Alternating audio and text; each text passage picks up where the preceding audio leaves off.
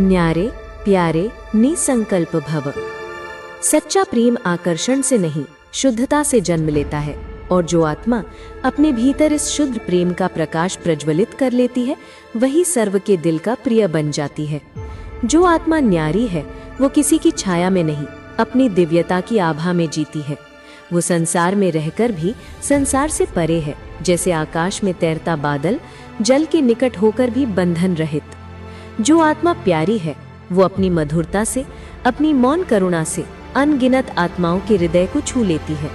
उसका स्नेह आग्रह से रहित, उसकी उपस्थिति शांति का आह्वान बन जाती है। और जो आत्मा निसंकल्प है, वो विचारों की भीड़ में भी मौन का मंदिर रचती है।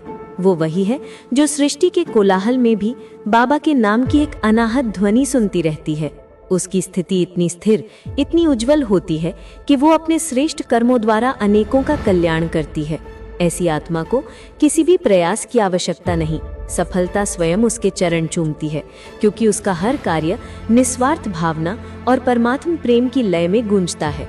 याद रखो, एक बाबा शब्द ही सर्व खजानों की चाबी है।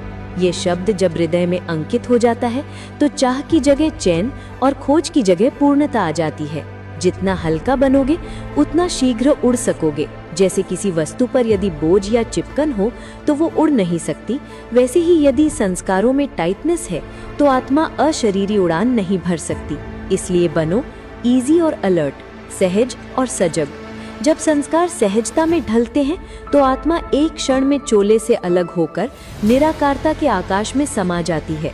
ऐसी आत्मा न्यारी है क्योंकि वो माया से मुक्त है, प्यारी है क्योंकि वो प्रेममयी है, और निसंकल्प है क्योंकि वो स्मृति में स्थिर है। वो चलते हुए भी मौन है, मुस्कुराते हुए भी ध्यान में है, और जीते हुए भी मुक्त है।